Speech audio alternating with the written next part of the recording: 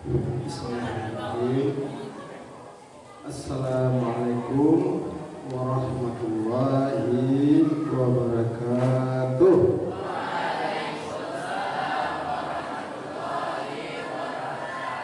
Alhamdulillahirrahmanirrahim. Bersyukur kepada Allah. Insyaallah pada hari ini kita masih sehat di malam ke-8 ini ya. 8 bersalat kita kepada Rasulullah sallallahu alaihi wasallam. Allahumma shalli ala sayyidina Muhammad wa ala ali sayyidina Muhammad. Yang kami hormati ya semangat pimpinan, Bapak Ibu guru dan usaha, anak-anak Bapak yang Bapak sayangi. Harusnya hari ini katanya Pak Mon, beliau mungkin lupa barangkali. Biasanya dari malam beliau datang ya. Beberapa hari ini beliau datang, beliau lupa. Ya masuklah lagi pemain cadangannya ya. Jadi kalau pemain cadangan tentu mungkin tidak pas model yang pemain inti B. Jadi anak semuanya pada malam ini kita akan berbicara tentang puasa dan kesehatan. Itu judulnya. Ya, puasa dan kesehatan. Jadi dalam sebuah hadis Nabi Muhammad SAW bersabda yang kira-kira artinya, saya kalau bahasa Arab kurang pas ya. Lidah saya ini cadel kalau bahasa Arab itu bagaimana sih ya? Tapi dalam hati saya lurus ya. Jadi semuanya berpuasalah kamu dan kamu akan sehat. Jadi sejarah puasa semuanya ini sejarah yang panjang. Bukan hanya diturunkan kepada umat Islam. Ini sudah sejarah yang panjang sekali. Bani Israel juga berpuasa. Bahkan semuanya beberapa agama lain yang di luar agama Samawi itu mereka menerapkan berpuasa juga. Ada juga pola berpuasa mereka. Seperti agama Hindu, agama Buddha pun juga menerapkan pola berpuasa. Dan ternyata berpuasa ini sebelum kita berbicara masalah kesehatan, bukan hanya manusia melakukan puasa. Hewan, bahkan juga tumbuh-tumbuhan sebenarnya juga berpuasa. Nah, kalau hewan itu yang paling sederhana adalah seperti unggas, seperti ayam. Nah, itu dia berpuasanya sewaktu pengeraman. Kalau selesai dia bertelur, maka mulai proses pengeraman telur itu, maka yang normalnya anak semuanya dia tidak mau makan itu, tidak mau makan di dalam sangkanya itu. Pola makannya ada pola berbuka puasanya, biasanya sekali sehari. Gunanya anak semuanya kalau dia berpuasa itu suhu badannya pas untuk pengeraman telur itu, pengeraman telur. Kalau kalian coba-coba, mereka coba-coba tuh kalian kasih makan di sangka. Kalau tergoda dia makan, maka kemungkinan besar telurnya tidak menetas. Tidak menetas loh. Boleh dicoba tuh, ada juga beberapa ayam yang tergoda dia untuk makan karena mungkin saking lapar. Namanya juga ayam lah kan. Otaknya itu lebih kecil daripada otak manusia ya. Tergoda dia untuk makan dulu di dalam sangka itu, dalam pengiraman itu, dia telurnya akan tidak menetas loh. Karena nanti suhu badannya langsung berubah dengan drastis. Beberapa hewan lain yang juga kalian kenal seperti beberapa jenis serangga dalam metamorfosa. Sebanyak apalagi yang namanya metamorfosa sempurna itu, dari ulat, kepompong, kemudian dewasa. Kepompong itu waktu berpuasa, ulat itu betul-betul sangat berbeda dengan dewasanya, seperti kupu-kupu banyak. Kupu-kupu itu kan, ulat itu kan itu jahat sebenarnya, menjadi momok bagi manusia. Di samping gatal, kemudian memakan tumbuh-tumbuhan, daun-daunan, jijik juga kita menengoknya. Itu ulat. Tapi ulat ini nanti begitu dia memasuki masa kepompong, itu betul tidak membungkus diri. Itu waktunya ada yang mingguan, bahkan ada yang bulanan, tergantung jenis hewannya itu melakukan apa. Betul tidak bergerak itu. Berpuasa total, nanti mengubah diri dia menjadi kupu-kupu. Kupu-kupu ini sempurna. Yang pertama indah. Tidak seperti ulat dan jijik kita lagi nanya. Kupu-kupu itu berwarna-warni. Yang kedua, kupu-kupu menebarkan manfaat walaupun umurnya sangat terbatas. Nah, kupu-kupu ini membantu manusia dalam menyerbukan tanam-tanaman. Dan dia tidak memakan tanaman lagi. Kupu-kupu hanya memakan madu bunga saja, tidak memakan daun-daunan seperti ulat itu makan daun-daun dan dia menjadi musuh bagi apa ya? Nah, menebar. Berpuasa itu bisa mengubah kupu-kupu ulat yang merugikan itu menjadi kupu-kupu yang penuh manfaat. Bahkan juga ini kita cerita hewan juga nggak banyak karena waktu terbatas juga, nanti malah saya lari ke beberapa hewan di kutub yang diteliti itu adalah kutub utara yang ada hewannya. Kalau kutub selatan tidak ada, bukan semua tuh. Kutub selatan itu arah ke Australia, kalau kutub utara itu arah ke Kanada, Amerika Utara, dan jadi Eropa Utara juga tuh arah ke kutub utara itu banyak hewan-hewan besar di sana. Kalau kutub selatannya hampir tidak ada. Ini bukan es saja, ada semuanya. Mungkin ada hewannya tapi tidak banyak yang kecil-kecil hewannya. Kalau di utaranya ada rusa pun ada, kelinci pun ada, beruang pun ada. Beberapa hewan di kutub utara ini tidur panjang, namanya hibernasi. Dia tidur panjang. Sewaktu dia mencari goa atau tempat perlindungan atau batu-batuan yang seperti kelinci kutub, beruang kutub, ini hibernasi nih. Serigala kutub, ini berhibernasi nih, mencari tempat untuk berlindung. Kemudian tidur dalam waktu yang panjang, bahkan metabolisme reaksi dalam tubuh mereka itu sudah diturunkan 10%. Jadi mereka tidak bisa bergerak. Itu bisa panjang tidur mereka, bisa berbulan-bulan, tergantung seberapa lama itu musim dingin dan musim yang tidak bisa mereka bergerak. Jadi mereka hanya cukup bernapas saja, ya, bernapas, tidur mereka. Kalau mereka dikasih makan atau minum pada saat hibernasi, pada saat tidur panjang itu langsung mati. Kenapa? Mereka akan langsung bergerak naik ke normal dan makanan tidak tersedia pada musim dingin, hewan ini pasti mati. Di berpuasa ternyata bisa mempertahankan kondisi tubuh hewan ini supaya tidak mati. Kalau kita kasih makan atau minum pada saat dia berhibernasi langsung mati hewan. Karena metabolisme itu kayak SD nanti belajar ya, itu seluruh reaksi kimia tubuh kita ini namanya metabolisme. Jumlahnya tak terhingga reaksi kimia. Jadi tubuh kita ini dibagi yang hidup itu adalah reaksi kimia. Jumlahnya tak terhingga reaksi kimia. Itu yang menurut kita nyawa kita itu ada reaksi kimia itu. Kalau reaksi kimia tidak berlangsung lagi, maka terjadi kaku dan kita surasi Allah Subhanahu Wa Taala. Ya. Tumbuhan juga berhibernasi, khususnya tumbuh-tumbuhan yang juga ada di kutub utara atau di daerah kutub. Pada musim dingin dia menggugurkan daun sedemikian rupa, reaksi metabolisme juga. Kalau mereka mempertahankan daunnya mati juga mereka, ya. Karena cahaya matahari tidak cukup untuk membakar makanan berfosilitas dalam masker. Ini contohnya. Bahwasanya berpuasa bagi hewan dan tumbuhan bisa menyelamatkan mereka. Nah, bagaimana dengan manusia? Nah, di samping nanti kita berbicara tentang Islam ini, nanti kita juga mencari literasi karena tentu saya bukan ahli agama, saya basic, saya sebenarnya biologi sebenarnya. Nah, kemudian belajar manajemen, nanti kita bicara manajemen sekali lagi nanti kalau ada juga yang paling. Ini biologi kita bicara dulu apa semuanya. Di Jepang, ini ada sebuah rumah sakit. Ini anak Pak Mone di Jepang sekarang, si Hani namanya. Ini ada rumah sakit yang diteliti oleh ahli Jepang itu, yang khusus menyembuhkan pasiennya hanya dengan jalan berpuasa. Jadi menahan makanan, berpuasa saja.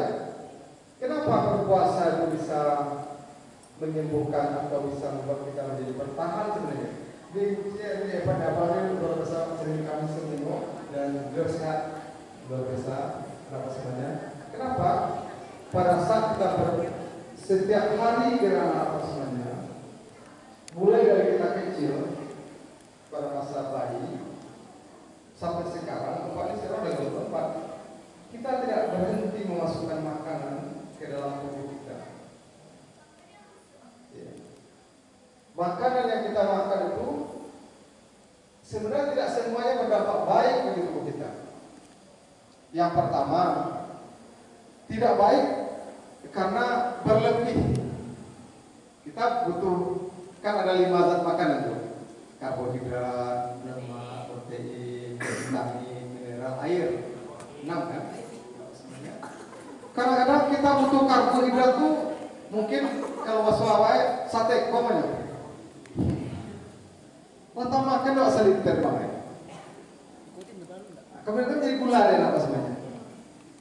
Ini tubuh kita udah nggak butuh lagi sebenarnya karbohidrat itu, udah harus dikeluarkan. Begitu juga ada protein, begitu juga ada lemak. Lemak ini kalau nggak minyak, nggak lama makan Pak. Sebenarnya lemak ini sangat sedikit kita butuhkan. Lemak ini salah satu fungsinya di samping menahan panas. Pada orang-orang daerah dingin sebenarnya butuh lemak banyak itu Pak. Dia juga sebenarnya lemak ini untuk melarutkan beberapa vitamin, khusus vitamin yang larut dalam lemak ini. Ada butuh juga kita sedikit lemak itu. Jadi makan-makan itu ada yang landak, yang sudah tidak dibutuhkan tubuh lagi, udah butuh kita setekong, itulah bahasa kasarnya. Yang kita maksudnya seliter, itu balabiah di dalam tubuh awak. Yang kedua adalah sebenarnya makanan-makanan yang kita makan ini sekarang ini sudah mengikut zat-zat tertentu. Itu pertama pertanyakan tuh waktu jo tim BPOM dari provinsi itu. Ini selamat ya.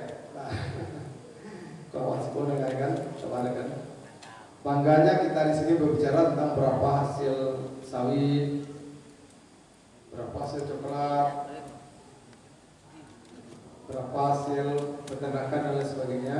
Saya diam saja, tapi terakhir saya kan, alhamdulillah Pak, kita berhasil membangun pertanian, berhasil membangun peternakan. Coba Pak, udah dihitung belum berapa banyak pestisidanya yang ditebarkan di bumi pasar barat ini? Insektisida, herbisida, ya, fungisida, jamur, dan segala macamnya. Udah berapa banyak? Udah berapa banyak pupuk buatan yang ditebarkan di bumi pasar barat ini? Yang semuanya apa yang kita makan sebenarnya? Beras yang kita makan, ya, buah-buahan yang kita makan, sayur-sayur yang kita makan, semuanya mengandung zat samping yang tidak bermanfaat, bahkan meracuni tubuh kita. Dia psikosa naik lah memakan racun lah separuh. Ladu itu tidak sabuk racun itu dong. Apa tiap hari namanya kau nak do busuk be. Cabai, semangka juga sama tuh. Kau nak disempur, bahkan bisa 2 kali sehari tuh. Kau nak busuk, sempur tiap hari. Bahkan orang semangka lah mohon insektisida dan apa semuanya. Nah, ini menumpuk dalam tubuh kita beberapa racun ini apa semuanya. Salah satu tubuh manusia ini luar biasa hebatnya. Itu yang kalian harus tahu. Luar biasa hebatnya tubuh manusia ini. Di samping dia bisa tumbuh sendiri, kemudian pabrik. Tapi pabrik bisa membangun diri sendiri. Maka waktu tubuh bisa besar, menghidupkan tubuh besar, dia bagaikan pabrik. Tetapi dia kalau rusak apa semuanya, dia juga bisa memperbaiki diri dia sendiri. Tubuh waktu kalau rusak, ini bisa memperbaiki diri. Anak pas berpuasa, anak pas semuanya mekanisme. Nah, ini mekanisme awak menahan asupan makanan yang masuk ke tubuh kita untuk memberikan kesempatan kepada tubuh kita untuk memperbaiki diri kita sendiri itu. Termasuklah racun-racun awak makan. Itu kalau berpuasa dan awak nafas dan busuk, awak langsung ini busuk. Membuat begitu dia beberapa zat yang tidak berfungsi keluar semua melalui keringat kita, melalui pernapasan, melalui belakang dan sebagainya. Makanya berpuasa itu bisa membuat kita menjadi sehat. Yakin? Anak semuanya dalam perkembangannya ditelitilah dari semua puasa itu anak semuanya. Maka yang paling hebat itu tentu puasa umat Islam. Dari ada ratusan jenis puasa, bahkan dari Corbuzier itu dulu masuk Islam dia gara puasa. Kalau puasa main, dulu kan ada namanya Deddy Corbuzier, apa namanya? Iya. Ada nama itu. Dia hanya boleh makan sekali sehari. Boleh makan sebanyak-banyak, tapi sekali seharinya. Agak cocok. Kira itu dah apa? Itu dapat dari Cina dia. Pas orang Cina itu udah. Kalau dia menurut badan, caranya lah makan sekali sehari. Tak salah longkat dulu. Setelah teliti, tidak begitu ternyata apa sebenarnya puasa yang bagus. Puasa yang bagus itu adalah puasa seperti yang dilakukan oleh Islam. Yang pertama apa sebenarnya sunnah yang dilakukan oleh Nabi itu yaitu Senin Kamis ditambah dengan 3 hari pertengahan bulan itu semacam kalau udah saya seringannya itu dan semua masih ada seringan dengan teori itu deh yang benar dengan teori itu minggu lah kalau untuk pokok kalau akan di dalam pokok kan berarti ini mesti luar biasa mulai dari lahir sampai meninggal apa berarti kerja kalau nanti kan mati sarap kita saya tidak akan berhenti baik dari lahirnya sampai kita meninggal apa berhenti maka saya bisa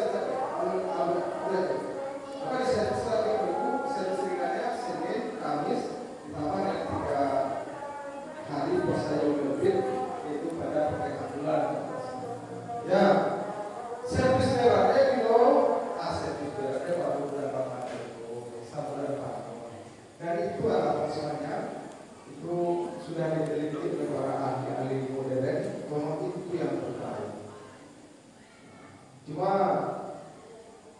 awak kan kadang-kadang kan bahasa lemak sih ya kalau makan itu kalau dalam hadis Nabi itu katakan makan itu harus merasa-rasa dirasa-rasakan harus dibagi-bagi lambung kita itu menjadi 3 kelompok. Nah, karena itulah dari kelompok, 3 kelompok lambung itu rasa-rasakan.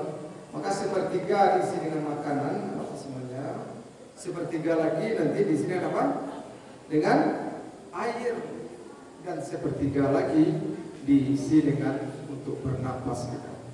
Kalau 8 masa doa, napas tinggal sampai ke kerongkongan sampai jakun je sampai ke dalam. Mau mereka saya lihat 8 buah mulai dari bawah pusat sampai ke timur. Harus murid itu makan apa semuanya. Tak boleh panuan dong. Kalau puasa dulu. Kalau murid itu insyaallah sehat. Ya, sehat insyaallah. Pada zaman Nabi itu ada seorang dokter yang dikirim. Sebenarnya bang itu hadiah dari seorang raja saya lupa namanya dikirim ke Nabi itu. Heran dokterku setelah bertahun-tahun bekerja tidak ada orang Madinah yang sakit. Aduh, kenapa tidak ada yang sakit? Kita tanya oleh Batanya apa semuanya. Salah satu jawaban Nabi itu adalah umat Islam itu makannya dengan elok-elok saja. Tidak elok aja makan. Yang ketiga berpuasa mengira-ngira makan tadi. Bagi makan menjadi 3 kelompok hari itu. Nabi itu tidak pernah kenyang.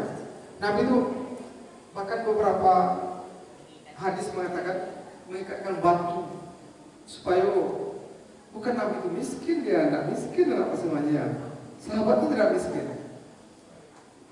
Ali itu bukan miskin dia. Hartanya kalau dijumlahkan oke triliunan sekarang kalau kita gini bang. Tapi awak itu pasal berbagai itu boleh kayu, tapi mental awak sederhana.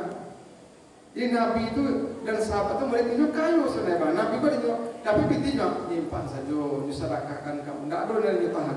Apa semuanya? Itu juga sahabat apa semuanya. Ini kayu tapi mentalnya sederhana. Ya, makanya anak semuanya hidup sehat, berpuasa yakin, jangan terlalu banyak makan waktu berbuka dan waktu sahur. Jangan turun nafsu awak. Lalu setan itu. Setan itu mudah sangat menggoda awaknya. Di zaman Nabi Sulaiman apa semuanya? Nabi Sulaiman kan istimewa. Nabi yang istimewa. Dia bisa memerintah angin, ya, memerintah jin, setan dan lain sebagainya. Suatu ketika mohonlah Nabi Sulaiman kepada Allah supaya bisa mengambil setan. Allah sebenarnya tidak mengizinkan itu. Baca dong kok bisa mengambil setan kemarin. Makanya apa semuanya? Kalau Nabi ini terus memohon, maka kata Nabi itu kalau bisa Rasulullah 3 hari saja. 3 hari saja kalau bisa mengambil setan. Anak semuanya diizinkan oleh Allah. Maka di KB Nabi Sulaiman itu mempunyai kemampuan yang luar biasa. Ini Nabi yang luar biasa, bisa mentahjir setan, angin dan sebagainya, bisa diperintah itu. Tunduk. Kalau kekayaannya tidak bisa disabui Nabi Sulaiman itu. Kaya raya dia. Tidak ada di dunia ada yang bisa seperti Nabi Sulaiman kan apa semuanya. Di KB ada setan kok. Seluruhnya di KB. Yalah. Sana. Besok pagi besok pagi.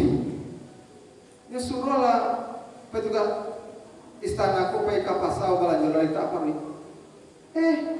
Patut di pasar. Nggak ada orang nama menggali di pasar jadi kayu oleh bangnya. Nggak ada nafsu orang lain. Langkah suruh salah ibu sebenarnya. Lah masih kira saya orang itu saja. Jadi setan kau sudah anak masa bahagia kau. Ada pun orang dewasa. Kau tidak bisa kita mengendalikan dunia kau doa kalau tidak setan yang kejabatan, keharatu. Tapi yang elok dipergunakan dengan apa itu? Makanya dititipkan kemana-mana. Dunia ini kan tidak mau. Lah disarankan kok ke gunung, lah diserahkan ke kamar-kamar. Tidak ada yang nama. Ketika manusia diserahkan, karena ada nafsu yang bisa dikendalikan setan. Tapi hati-hati. Jadi anak semuanya kalau tidak ada setan, kalian akan mau edoma. Pecito-cito boleh. Lah pengalaman akan mati lah apa. Tapi insya Allah maksudnya itu di situ letak permainan kita di situ.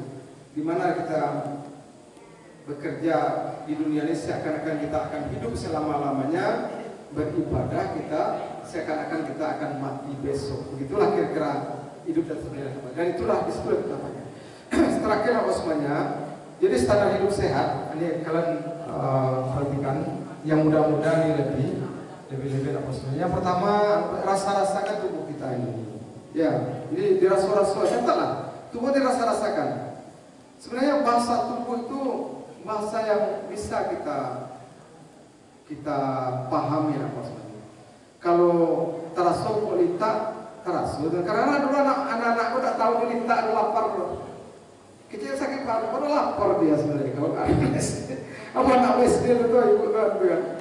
Sakit perut kan, awak capek, kiranya lita kira kan, disuapnya cuma 2 cipi ya kan, dirasa-rasakan mulai merasakan. Kalau kita lapar ada rasanya, kalau kita haus ada rasanya, bahasa tubuh kita ada bahasanya kan.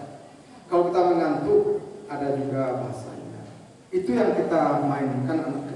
Kita wajib memenuhi atau memberikan haknya tubuh kita.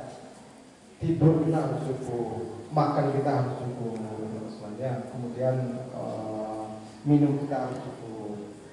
Itu yang pertama. Kita rasa-rasakan bahasa tubuh kita. Yang kedua, anak-anak semuanya, kita harus yakin kita ke tubuh kita ini bisa memperbaiki diri. Sakit apapun kalian, yakin ke tubuh awak, bahwa tubuh awak bisa memeluk diri surah. Berikan waktu istirahat, berikan ketenangan batin ke tubuh kita. Jangan sampai kalau kecemasan kalian, kita itu bisa memperparah penyakit.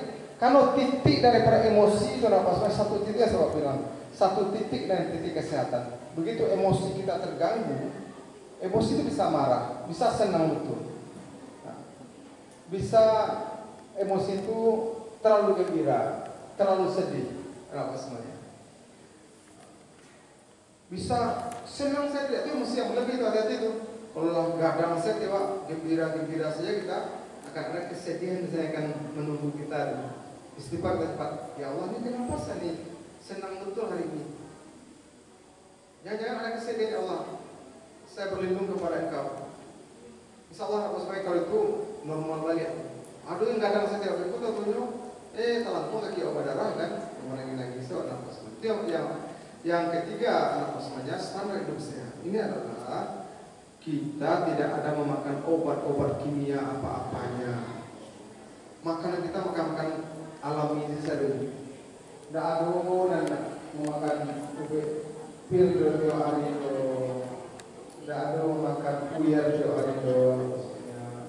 Kalau tidak tergantung kita dengan sebuah obat, itu standar hidup sehat kita. Usahakan pertahanan. Jadi kalau sakit, baik kalian. Saya kabar dulu dari asrama, wah.